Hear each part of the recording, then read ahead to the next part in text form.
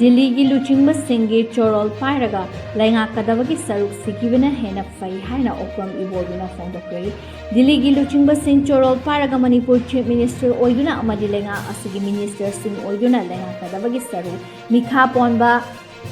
Hainaram Daba Ipa Ipu Singi Matung Haninduna, Sikivana Hena Fai Haina former Chief Minister or Iwoduna Hairi. Wafam asi Lok Sabha MP Bimol Akoy Jamgi MP Oirakpagi Chahi Ani Farakpa Mari Lainana Ngasi Jain Dance Academy da Pangthokiba Thoram Amada former CMO Ibobina Haikibani MPCC ki President Oiriba Okram Ibobina Makha Taraduna Manipur asi Chahi Lising Kaya Kanagi Shumikha Pondana Ningthauna Laingak Lamba Leibak Amani Leibak asigi culture custom amadi tradition Tongana Laijaba Lamdam Amani, Kumja English Singamaga Chamapan Nifugamapan Manipur India Tin Kibadagi, Miyangi Mihutna Langak Chaba, Makalgi Sarka Manipur da Su Lairaki. Democracy Chatpa Laibak Amadi, Miyangi Kolau Hybasi, Isorgi Kolauni, Hainaribani, Adubu Manipurgi Oinadi, Missing Yamdaba Gira, Nachaga, Atopa Maram Laivagino, Dilina Manipur Miyangi Kolau Asi, Itatabi Dabagi Mawong Ama Uri, Amaromda Manipur Miyamna Congress ki Tiketa Bimolbu MP Oina Thagat Piduna Parliamenta Yaukibadagi Bimol Asi Congress ki MP Oina Uhaningde Manipur gi Mihut Ama Oina Miyamgi MP Oina Ufam Thoi Parliamenta Bimolna Ngangiba Lauriba Mayam Asi Mahak Masagi Natraga Congress Party gi Natte Manipur Miyamgini hyba Asi India ki Mioi Kudimakna Hanglamgani Party Khaki Kanaba Launaba MP Bimolna Parliamenta Wangangana de Haiki Thoram Adu the MP Bimol Akoijamna Haikibda Soirabadi Soibayade Hyba Ama Laibak Miyamna Hyba Changi Hanjin BJP ki Kangbu Nangami Haiduna Chakrabadi Miyambu Hena Namtarakani Manipur gi Oina Mahakna Lenga ki Mirep Maithiba Piram Lagadi Mikhalda Mai Pakpa Ngamkiba Adugumba Hanjin Tabak Oina Pangthoksi Madut Taurabadi Matam Awonba Amal Lakani Matam Kudimangta Manipur Fivum Asi Congress na Oihanbani Haina Lauduna Laibana Yaroi Masi Makoigi Matamda Maike Amada Miyambu Yaifanaba Uba Ngamdabadagi Congress ta Maral Sizilaga Makoi Masa Tabak Pangba Ngamdaba Adu Losinaba Honabani Democracy Hyba Sidi Ai Hyba Asiga Aikoi Hyba Asiga Munna Kangba Tangai Fade Ai Hyba Si Masak Munna Kangaba Matamda Aikoi Hyba Si Hena Mayek Singlakadi Isana Kongfam Chiet na Laugadawriba Thaudang Masak Munna Kangna Pirep Lauba Changi Matam Aduda Kunaida Ahongba Lakani Miyamda Wakalon Asi Yawanaba Honaba Sini Manipur gi Hauzik Oiriba Fibam Asida Ahongba Ama Manipurakpa Haibasi Yamna Tangai Fade Adubo Ahongba Adu Mahak Kaktana Honaba na Yaroi Mahak Kakta Ngangaba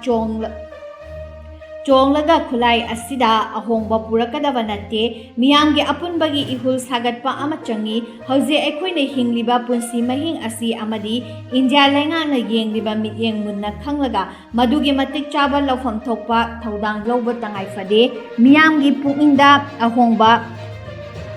Purak Ningba Wakalon Yaudana Manipura Ahongba Purakpangamloi Haiki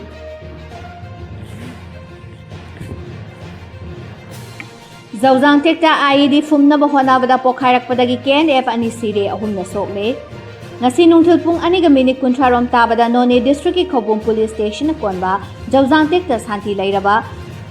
IED Ama Pokarak Padagi KNF Kimiwe Ani Sire Ahumna Aso Apan Langkre Hairi Taudo Asi KNF Ki Kangbu Aduna Lambida Yamna Mapangal Kanba IED Fumnaba mihat Naba Thawang Taubada Soidana Pokaibada Makoi Masa Oina Sibini Hairi Kuki militant singi plan asi nahan Jauzangte Kulgi Mihut Sing Yauna None District ki ASP Amasung ASDO Yauraga Kul Aduda Ingba Chikpa Hanjinaba Kuyek Inakiba Adu Tugainaba Tawaina Bomb Pokai Hanaba Thawang Tauba Oiramba Yai Haina Thazinari Ngasigi Bomb Pokai Bada KNF Ahum Adu Chorchanpur District ki Hospital da Pukhatuna Laikat Nari Hairi ꯄꯟꯕ ꯌꯥꯕꯗꯤ ꯍꯧꯈꯤꯕ June 19ꯗ ꯖꯧꯖꯥꯡꯇꯦ ꯈꯨꯜꯒꯤ ꯂꯧꯕꯨꯛꯇ ꯂꯧꯃꯤꯁꯤꯡꯅ ꯂꯧ ꯁꯨꯔꯤꯉꯩ ꯃꯁꯛ ꯈꯪꯗꯕꯁꯤꯡꯅ ꯅꯣꯡꯃꯩ ꯀꯥꯞꯁꯤꯟꯗꯨꯅ ꯂꯥꯟꯗꯥꯔꯛꯄꯗ ꯂꯧ ꯁꯨꯕ ꯌꯥꯎꯕ ꯂꯧꯃꯤ ꯑꯃ ꯅꯣꯡꯃꯩꯅ ꯄꯥꯟꯗꯨꯅ ꯁꯣꯛꯄꯗꯒꯤ ꯍꯣꯁꯄꯤꯇꯥꯜꯗ ꯂꯥꯏꯀꯠꯅꯕꯒꯤ ꯊꯧꯗꯥꯡ ꯂꯩꯈꯤꯔꯝꯕꯅꯤ꯫ ꯅꯨꯃꯤꯠ ꯑꯗꯨꯗ ꯂꯧ ꯁꯨꯔꯤꯉꯩꯗ ꯈꯪꯍꯧꯗꯅ ꯅꯣꯡꯃꯩ ꯀꯥꯞꯁꯤꯜꯂꯛꯄ ꯑꯗꯨꯗ ꯂꯧꯃꯤ ꯀꯌꯥꯝ ꯃꯊ꯭ꯋꯥꯏ ꯍꯤꯡꯅꯕ ꯈꯥ ꯋꯥꯡ ꯈꯪꯗꯅ ꯆꯦꯟꯅꯈꯤ꯫ ꯉꯁꯤ ꯕꯣꯝ ꯄꯣꯈꯥꯏꯔꯤꯕ ꯖꯧꯖꯥꯡꯇꯦ ꯈꯨꯜ ꯑꯁꯤ ꯏꯝꯐꯥꯜ ꯈꯧꯄꯨꯝ ꯂꯝꯕꯤ ꯅꯣꯅꯦ ꯗꯤꯁꯇ꯭ꯔꯤꯛꯀꯤ ꯃꯅꯨꯡ ꯆꯟꯅ ꯂꯩꯕꯅꯤ꯫ ꯈꯨꯜ ꯑꯁꯤꯒꯤ ꯃꯅꯥꯛꯇ 17 ꯁꯨꯕ ꯑꯁꯥꯝ ꯔꯥꯏꯐꯜ ꯄꯣꯁꯠ ꯑꯃꯁꯨ ꯂꯩꯔꯤꯕꯅꯤ꯫ ARꯅ ꯂꯩꯅ ꯈꯨꯜ ꯑꯗꯨꯗ ꯃꯇꯧ ꯀꯔꯝꯅ ꯂꯧ ꯁꯨꯔꯤꯕꯅꯣ ꯉꯥꯛꯄꯤꯒꯅꯤ? ꯂꯧ ꯁꯨꯔꯤꯕ ꯂꯧꯃꯤꯁꯤꯡꯗ ꯅꯣꯡꯃꯩ ꯀꯥꯞꯁꯤꯟꯕꯒꯤ ꯊꯧꯗꯥꯡ ꯊꯣꯛꯈꯤꯕꯅꯣ ꯍꯥꯏꯅ ꯃꯤꯌꯥꯝꯅ ꯍꯪꯅꯔꯤꯕꯅꯤ꯫ ꯖꯧꯖꯥꯡꯇꯦ ꯈꯨꯜ ꯑꯁꯤ ꯃꯇꯝ ꯀꯨꯏꯔꯕꯒꯤ ꯃꯃꯥꯡꯗꯒꯤ ꯀꯨꯀꯤ ꯃꯤꯂꯤꯇꯦꯟꯠꯁꯤꯡꯅ ꯀꯟꯇ꯭ꯔꯣꯜ ꯇꯧꯔꯒ ꯂꯩꯕ ꯈꯨꯜꯅꯤ꯫ ꯖꯨꯟ 19ꯒꯤ ꯑꯦꯇꯦꯛ ꯑꯗꯨꯁꯨ ꯀꯨꯀꯤ ꯃꯤꯂꯤꯇꯦꯟꯠꯁꯤꯡꯅ ꯆꯠꯊꯕ ꯑꯣꯏꯒꯅꯤ ꯍꯥꯏꯅ ꯆꯤꯡꯅꯗꯨꯅ ꯂꯩꯕꯅꯤ꯫ ꯉꯁꯤ ꯕꯣꯝ ꯄ꯭ꯂꯥꯟ ꯇꯧꯅꯕ ꯍꯣꯠꯅꯕꯗ KNF 2 ꯁꯤꯈꯤꯕ ꯑꯁꯤꯅ ꯀꯨꯀꯤ ꯃꯤꯂꯤꯇꯦꯟꯠꯁꯤꯡꯒꯤ ꯃꯐꯝꯁꯤꯡꯗ ꯂꯩꯔꯦ ꯍꯥꯏꯕꯁꯤ ꯃꯌꯦꯛ ꯁꯦꯡꯍꯜꯂꯦ꯫ ꯅꯤꯡꯁꯤꯡꯕ ꯌꯥꯕꯗꯤ ꯃꯃꯥꯡꯗ ꯂꯧ ꯁꯨꯕ ꯀꯥꯡꯕꯨꯗ ꯅꯣꯡꯃꯩ ꯀꯥꯞꯁꯤꯟꯕ ꯑꯗꯨꯒ ꯃꯔꯤ ꯂꯩꯅꯅ ꯖꯨꯟ 18ꯗ ꯑꯣꯜ ꯀꯜꯁꯥꯔ ꯂꯝꯕꯤ ꯑꯁꯤ ꯕ꯭ꯂꯣꯀꯦꯠ ꯆꯠꯊꯗꯨꯅ ꯂꯥꯛꯈꯤꯕꯅꯤ꯫ ꯑꯗꯨꯕꯨ ꯂꯩꯉꯥꯛꯀ ꯑꯣꯊꯣꯔꯤꯇꯤ ꯄꯨꯂꯤꯁ ꯑꯃꯗꯤ ꯈꯨꯟꯖꯥꯁꯤꯡ ꯌꯥꯎꯅ ꯋꯥꯔꯤ ꯁꯥꯅꯔꯕ ꯃꯇꯨꯡ ꯌꯥꯅꯕ ꯄꯨꯔꯛꯄꯗꯒꯤ ꯕ꯭ꯂꯣꯀꯦꯠ ꯈꯣꯡꯖꯪ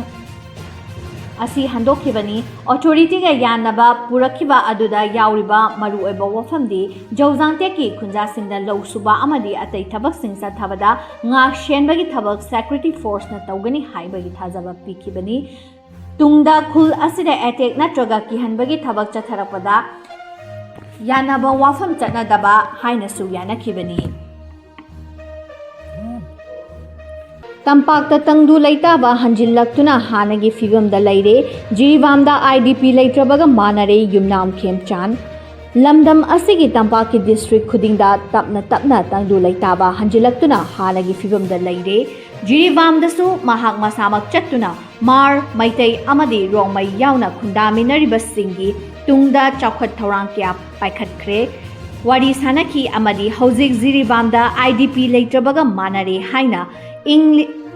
1985ꯗ ꯀꯪꯒ꯭ꯔꯦꯁ ꯂꯩꯉꯥꯛꯅ ꯄꯥꯏꯔꯤꯉꯩꯗ ꯏꯟꯗꯤꯌꯥ ꯄꯨꯝꯕꯗ ꯏꯃꯔꯖꯦꯟꯁꯤ ꯊꯝꯈꯤꯕ ꯑꯗꯨꯕꯨ ꯅꯤꯡꯁꯤꯡꯕ ꯑꯣꯏꯅ ꯉꯁꯤ BJP ꯃꯅꯤꯄꯨꯔ ꯄ꯭ꯔꯗꯦꯁꯅ ꯁꯤꯟꯗꯨꯅ ꯊꯝꯕꯥꯜ ꯁꯪꯂꯦꯟꯗ ꯄꯥꯡꯊꯣꯛꯈꯤꯕ 51 ꯁꯨꯕ ꯁꯪꯕꯤꯙꯥꯟ ꯍꯠꯌꯥ ꯗꯤꯋꯥꯁ ꯒꯤ ꯊꯧꯔꯝꯗ ꯆꯤꯐ ꯃꯤꯅꯤꯁꯇꯔ ꯌꯨꯝꯅꯥꯝ ꯈꯦꯝꯆꯥꯟꯅ ꯐꯣꯡꯗꯣꯛꯈ꯭ꯔꯦ꯫ ꯃꯍꯥꯛꯅ ꯃꯈꯥ ꯇꯥꯅ ꯍꯥꯏꯈꯤꯕꯗ ꯖꯤꯔꯤꯕꯥꯝꯗ ꯄ꯭ꯔꯥꯏꯝ ꯃꯤꯅꯤꯁꯇꯔ ꯅꯔꯦꯟꯗ꯭ꯔ ꯃꯣꯗꯤꯒꯤ ꯃꯤꯠꯌꯦꯡ ꯃꯈꯥꯗ ꯑꯅꯧꯕ ꯑꯆꯧꯕ ꯄ꯭ꯔꯣꯖꯦꯛ ꯑꯃꯁꯨꯡ ꯁꯣꯏꯗꯅ ꯂꯥꯛꯂꯒꯅꯤ ꯍꯥꯏꯔꯗꯨꯅ ꯃꯇꯝ ꯑꯗꯨꯗ ꯀꯪꯒ꯭ꯔꯦꯁꯅ ꯂꯩꯉꯥꯛ ꯄꯥꯏꯗꯨꯅ ꯚꯥꯔꯠ ꯄꯨꯝꯕꯗ ꯊꯝꯈꯤꯕ ꯏꯃꯔꯖꯦꯟꯁꯤ ꯑꯗꯨ ꯉꯁꯤꯗꯤ ꯃꯇꯝ ꯑꯗꯨꯒꯤ ꯀꯪꯒ꯭ꯔꯦꯁꯀꯤ ꯑꯁꯣꯏꯕꯁꯤꯡ ꯑꯗꯨꯕꯨ ꯃꯤꯌꯥꯝꯅ ꯇꯞꯅ ꯇꯞꯅ ꯋꯥꯈꯜ ꯇꯥꯔꯛꯇꯨꯅ ꯀꯪꯒ꯭ꯔꯦꯁ ꯃꯔꯥꯏ ꯆꯠꯊꯔꯛꯂꯤꯕꯅꯤ ꯍꯥꯏꯈꯤ꯫ ꯃꯇꯝ ꯑꯗꯨꯗ ꯏꯃꯔꯖꯦꯟꯁꯤꯒꯤ ꯃꯔꯨꯝꯗ ꯀꯪꯒ꯭ꯔꯦꯁ ꯌꯥꯗꯕ ꯃꯤꯑꯣꯏ ꯀꯌꯥ ꯐꯥꯖꯤꯟꯗꯨꯅ ꯖꯦꯜꯗ ꯊꯝꯈꯤ꯫ ꯄ꯭ꯔꯖꯥ ꯃꯤꯌꯥꯝꯅ ꯌꯥꯗ꯭ꯔꯕꯗꯤ ꯂꯩꯉꯥꯛ ꯁꯥꯁꯟ ꯑꯋꯥꯕ ꯑꯣꯏꯒꯅꯤ, ꯃꯥꯏꯊꯤꯕ ꯑꯣꯏꯔꯛꯀꯅꯤ ꯍꯥꯏꯕꯁꯤ ꯀꯥꯎꯔꯣꯏꯗꯕꯅꯤ ꯍꯥꯏꯅꯁꯨ ꯃꯍꯥꯛꯅ ꯃꯈꯥ ꯇꯥꯅ ꯐꯣꯡꯗꯣꯛꯈꯤ꯫ ꯊꯧꯔꯝ ꯑꯗꯨꯗ ꯁꯔꯨꯛ ꯌꯥꯈꯤꯕ ꯍꯣꯝ ꯃꯤꯅꯤꯁꯇꯔ ꯒꯣꯕꯤꯟꯗꯥꯁ ꯀꯣꯟꯊꯧꯖꯝꯅ ꯍꯥꯏꯈꯤꯕꯗ ꯚꯥꯔꯠꯀꯤ ꯗꯦꯃꯣꯀ꯭ꯔꯦꯁꯤ ꯁꯥꯁꯟ ꯑꯁꯤꯗ ꯄ꯭ꯔꯤꯊꯤꯕꯤꯅ ꯚꯥꯔꯠꯄꯨ ꯏꯀꯥꯏ ꯈꯨꯝꯅꯕ ꯊꯝꯂꯤ꯫ ꯑꯩꯈꯣꯏꯒꯤ ꯀꯟꯁꯇꯤꯇ꯭ꯌꯨꯁꯟꯗ ꯈꯨꯝꯖꯤꯟꯗꯨꯅ ꯇꯣꯉꯥꯟ ꯇꯣꯉꯥꯟꯕ ꯚꯥꯔꯠꯇ ꯂꯩꯔꯤꯕ ꯅꯥꯒꯔꯤꯛ ꯄꯨꯝꯅꯃꯛꯅ ꯅꯤꯡꯇꯝꯅ ꯉꯥꯡꯖꯕ ꯌꯥꯕ ꯃꯥꯒꯤ ꯐꯟꯗꯥꯃꯦꯟꯇꯦꯜ ꯔꯥꯏꯠ ꯄꯨꯝꯅꯃꯛꯁꯤꯡ ꯑꯗꯨꯕꯨ ꯉꯁꯤꯒꯤ ꯅꯨꯃꯤꯠ 1935ꯒꯤ ꯖꯨꯟ 15ꯗꯒꯤ ꯃꯇꯝ ꯑꯗꯨꯒꯤ ꯃꯥꯏ ꯄꯥꯛꯄ ꯉꯝꯗ꯭ꯔꯕ ꯄ꯭ꯔꯥꯏꯝ ꯃꯤꯅꯤꯁꯇꯔ ꯑꯗꯨꯅ ꯊꯤꯡꯖꯤꯟꯈꯤꯕ ꯂꯣꯏꯅꯅ ꯃꯗꯨꯒꯤ ꯃꯥꯌꯣꯛꯇ ꯂꯩꯕ ꯀꯌꯥꯕꯨ ꯖꯦꯜꯗ ꯊꯝꯖꯤꯟꯈꯤ꯫ ꯉꯥꯡꯕ ꯌꯥꯗꯕ, ꯉꯥꯡꯕ ꯌꯥꯕ ꯀꯌꯥ ꯑꯃ ꯉꯥꯡꯍꯟꯈꯤꯗꯦ꯫ ꯑꯥꯔꯇꯤꯀꯜ 352 ꯑꯁꯤꯒꯤ ꯃꯈꯥꯗ ꯏꯟꯇꯔꯅꯦꯠ ꯗꯤꯐꯦꯟꯁ ꯂꯩꯔꯦ ꯍꯥꯏꯗꯨꯅ ꯁꯤꯚꯤꯜ ꯂꯤꯕꯔꯇꯤ ꯄꯨꯝꯅꯃꯛꯁꯤꯡ ꯑꯁꯤ ꯁꯁꯄꯦꯟ ꯇꯧꯗꯨꯅ ꯗꯦꯃꯣꯀ꯭ꯔꯦꯁꯤꯒꯤ ꯋꯥꯍꯟꯊꯣꯛ ꯂꯩꯍꯟꯗꯕ ꯑꯃꯗꯤ ꯃꯍꯥꯛꯅ ꯂꯤꯁꯤꯡ ꯁꯥꯁꯟ ꯇꯧꯕ ꯉꯝꯅꯕꯒꯤ ꯍꯣꯠꯅꯔꯛꯄ ꯄꯨꯝꯅꯃꯛꯁꯤꯡ ꯑꯗꯨꯗ ꯃꯤꯑꯣꯏ 110,000ꯒꯤ ꯃꯊꯛꯇ ꯚꯥꯔꯠꯇ ꯗꯦꯃꯣꯀ꯭ꯔꯦꯁꯤꯒꯤ ꯆꯠꯅ ꯄꯊꯥꯞ, ꯗꯦꯃꯣꯀ꯭ꯔꯦꯁꯤ ꯀꯟꯗꯕ ꯌꯥꯗꯦ ꯍꯥꯏꯕ ꯑꯗꯨꯒꯨꯝꯕ ꯂꯤꯗꯔꯁꯤꯡ ꯑꯗꯨꯕꯨ ꯖꯦꯜꯗ ꯅꯝꯁꯤꯟꯗꯨꯅ ꯊꯝꯈꯤ꯫ ꯍꯣꯠꯅꯕꯕꯨ ꯍꯣꯠꯅꯔꯕ, ꯅꯤꯡꯕꯨ ꯅꯤꯡꯂꯕ ꯑꯩꯈꯣꯏ ꯑꯃꯠꯇ ꯑꯣꯏꯅ ꯆꯞ ꯆꯥꯅ ꯂꯦꯞꯄ ꯃꯇꯝꯗꯗꯤ ꯍꯥꯏꯔꯤꯕ ꯏꯃꯔꯖꯦꯟꯁꯤ ꯑꯗꯨꯗ ꯉꯝꯈꯤꯗꯦ꯫ ꯉꯁꯤꯗꯤ ꯑꯑꯣꯟꯕ ꯚꯥꯔꯠ ꯑꯃ ꯏꯃꯔꯖꯦꯟꯁꯤ ꯑꯗꯨꯗ ꯖꯦꯜꯗ ꯂꯩꯔꯨꯔꯕ, ꯏꯃꯔꯖꯦꯟꯁꯤ ꯑꯗꯨꯒꯤ ꯃꯥꯌꯣꯛꯇ ꯂꯩꯈꯤꯕ ꯃꯇꯤꯛ ꯃꯒꯨꯟ ꯂꯩꯔꯕ ꯔꯥꯖꯅꯤꯇꯤ ꯑꯃꯗꯤ Scholar kayana support tawraga anauba Bharat apunba Bharat ama aikoina ngasi uba phangliba asi matam aduda emergency da mangoi yakhiba adugumba leader punawak adunani haikhi makhatana hai ngasi aikoina emergency ashi ikaw kauthoklabga adugumba Congress party na koi consent saduna wa ngangba T-SAT ama litlaga Bharat ki constitution pairaga seva constitution haina makhoigi mathangi generation sing adusu ngasizi lambi choroktagi hendoktana parliament fawba tholde seva constitution haibase aikhoigi constitution asi kanana kankhidage asingba kanplin asi kanano karamba family no constitution bu khumzillaga article mayam adubu khongoi nakiba imung asi kanano karamba party ne haibasi asi aikhoina khandokadabani adugumba party aduda Rahul Gandhi seva constitution haiduna constitution macha ama pairaga chaliba adugi family adunani haibasi Manipur praja amadi Bharat ki praja punamakta khanghan fan thoi haina su mahana makhatana fongdoki thauram aduda BJP ki MLA kaya su saruk yakhibaga loinana emergency thamkiba matam aduda hakthengna na chaitheng fangkiba lamdam asigi miyoi shingda ikai khumnaba oina khudol piki Naga taruk mihat thina hatkhi hyba Kuki jo council na yajakhre Naga taruk Kuki militant sing na mihat thina hatkhi hyba wafang Kuki jo council na yajakhre doina na naga micham taranipan phaziluba amadi makhoigi marakta miyoi taru hatkiba thaudok adu Kuki jo singi achauba asoibani haina Kuki jo council ge chairman Heli Thanglen na fongdokre ningsing bayai mek tara hundoida Sabramaina police station konba lailon Wi-Fi Kuki khulda naga taranipan fazilaga Kuki militant singda sinakraba matung kona miyoi nipan fajin hauraga atai nupi angang tarani thoi thadoraki fajin haubaga naga taruki patha puntharaba asi bahakchang sing jun taramatoida lailon Wi-Fi amasung kharam Wi-Fi khul anigi marakta fangkibani marak asida chairman Thanglen na mihat asi Kuki militant singna chathaki haina fongdokpa video ama social media da viral oiraki video aduda Kuki jo council gi kanglon jintha bajosu paugi mifam aduda saru yari Thanglen na paugi mifam amada fongdokiba wafamda kacha naga micham taruk mihat thina hatkiba adu Kuki jo singi achauba asoibani haibasi aikhoi yai mihat adu tasena nungaite aikhoina mihat adu pendaba fongdokli haiki handak naga taruki asiba hakchang fangkraba matung lamdam asigi naga taba mafam singda mihat adubu yaningdaba fongdoktuna khongjang jangsilingai cherakta Kuki jo singdagi mihat adugi matangda miyamda wafam kara fongdokpa amasung Kuki jo council na ahanba oire naga taruki mihat adu kham thena yaningdaba fongdokladuna United Naga Council yangna naga gi CSO mayam ama India lengak amadi Kuki khulai paiba singi marakta chatnariba suspension of operation kakthatnaba wakat laikhrabani makhatana Naga people organization amadi Foothill Naga Coordination Committee su CRPF ki Cobra team na lailon Wi-Fi da operation chathabada Kuki militant amata phaba ngamde haina pendaba fongdokrabani